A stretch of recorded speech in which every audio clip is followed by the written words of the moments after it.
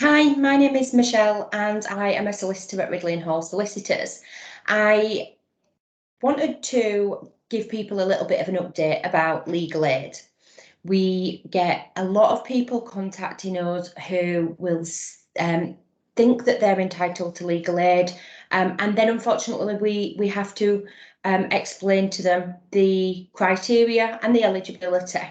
So we just wanted to give people a little bit of information about the criteria that needs to be met.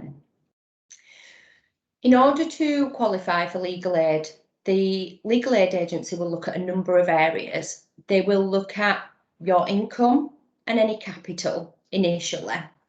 And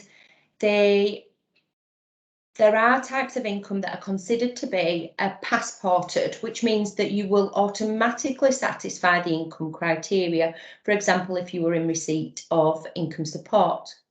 There are other benefits as well that will also satisfy the income criteria, such as income-related employment support allowance. If you're not in receipt of a passporting benefit, we would have to undertake a full income assessment. And this would mean deducting from your income the allowances that the legal aid agency allow us to deduct. Unfortunately, the legal aid agency don't allow us to deduct everything that somebody will have to pay out every month, and they allow only limited allowances for things such as rent and mortgage payments, any child maintenance, and they then allow a deduction for every dependent adult or child that you have living with you. When undertaking a legal aid assessment, even if we are only providing legal advice to one person, if that person is part of a couple, the income of the partner will also need to be taken into account. Once we've considered the income matter, we then look at capital.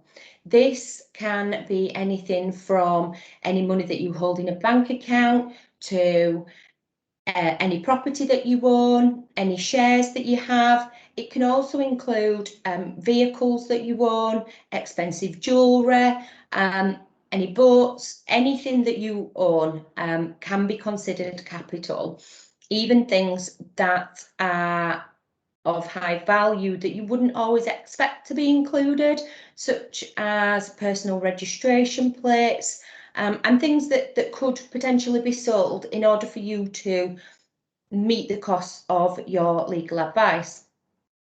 Once we've then looked at the capital and income, and if you are under the limit allowed by the legal aid agency for both of those, we would then have to look at any merit to your case. So what the legal aid agency requires us to do is to provide them with a very detailed background and very detailed information about why you seek to be included in any court proceedings, what your position is, what the position of other parties are.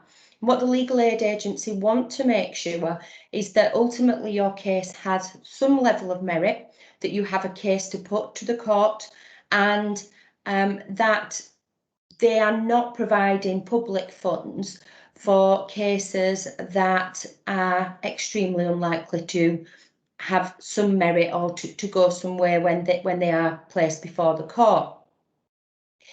In some types of proceedings, so proceedings that are issued by the local authority for care proceedings in relation to a child, then anybody that holds parental responsibility for that child is entitled to legal aid on a non-means and non-merits basis. So this is automatic. It doesn't matter how much you have in income, what you've got in your savings, whether you own a boat. It is non-means, non-merits tested. So in those circumstances only, everybody would be entitled to legal representation if they hold parental responsibility for the child who is subject to the care proceedings. In other applications, such as those that relate to private law children proceedings, so where two parents have a dispute about the child arrangements, there is an additional requirement within these proceedings for the person, the client, to be able to satisfy the legal aid agency that there is an element of risk. And that risk can either be risk to the client or to the child.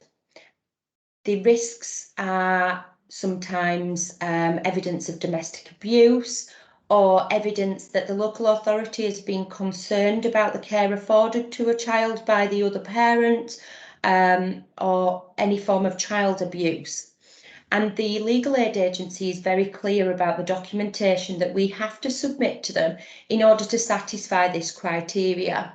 It has to be well documented, and it has to be in one of the formats provided for by the legal aid agency. So whilst we are always happy to explore the eligibility and to undertake a legal aid assessment, we just wanted to give you a little bit of an idea about what the legal aid agency are looking for before public funding is granted. If you do have any doubts about your eligibility, or you are looking to make an application to court, please get in touch with us at Ridley and Hall. You will be signposted through to the right department, and we will be able to undertake a legal aid assessment on your behalf and let you know the outcome of that. Thank you.